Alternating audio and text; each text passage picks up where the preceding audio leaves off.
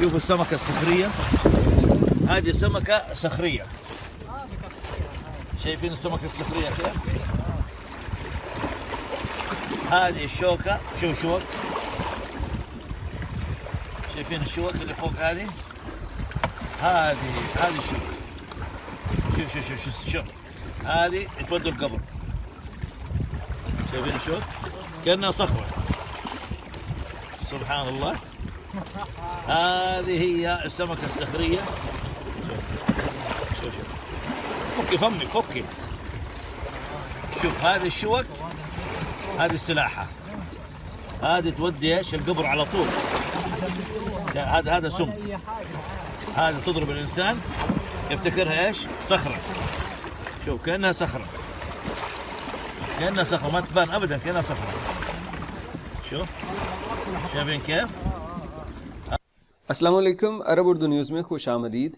ये stone fish है और इसके मुतालिक हम पहले भी एक दफ़ा बात कर चुके हैं कि ये समंदर के अंदर तैर नहीं रही थी बल्कि ज़मीन के ऊपर रेंग के जा रही थी।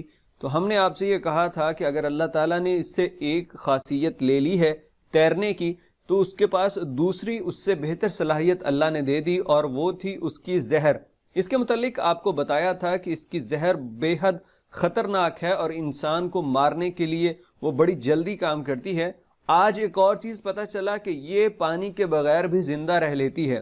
ये वीडियो किसी सऊदी सिटीज़न ने बनाई है सऊदी अरब के किसी बीच पे, और यहाँ पे आप देख सकते हैं कि ये स्टोन फिश जो बिल्कुल पत्थर जैसी लगती है, अगर गौर ना करें तो वो साहिल समंदर पे मौजूद है पानी के बाहर, और ये इतनी ख़तरनाक है कि इसका जहर अगर इंसान के जिस्म में चला जाए तो इंसान फ़ौरन मौत का शिकार हो जाता है। और इस वीडियो के अंदर ये भाई साहब जो दिखा रहे थे, इसके कमर के ऊपर जो कील जैसा इसका जिस्म उभरा हुआ है, ये असल में इसके नीचे इसके दांत हैं सांप की तरह। जैसे सांप के लंबे लंबे दांत होते हैं, इसी तरह इसके ये जिस्म के ऊपर ये जो खौल चढ़ा हुआ है कील की तरह, इसके अंदर दांतों की तरह नुकीले पंजे हैं और उनमें बहुत ज़्यादा जहर है। तो जब ये किसी को अपना शिकार बनाती है तो इसी तरह से उस पर ये चुभोती है अपना जिस्म ऊपर की जानिब से, और वो जहर फिर उसके जिस्म में चला जाता है, जिससे इंसान को बहुत ज़्यादा नुकसान होता है।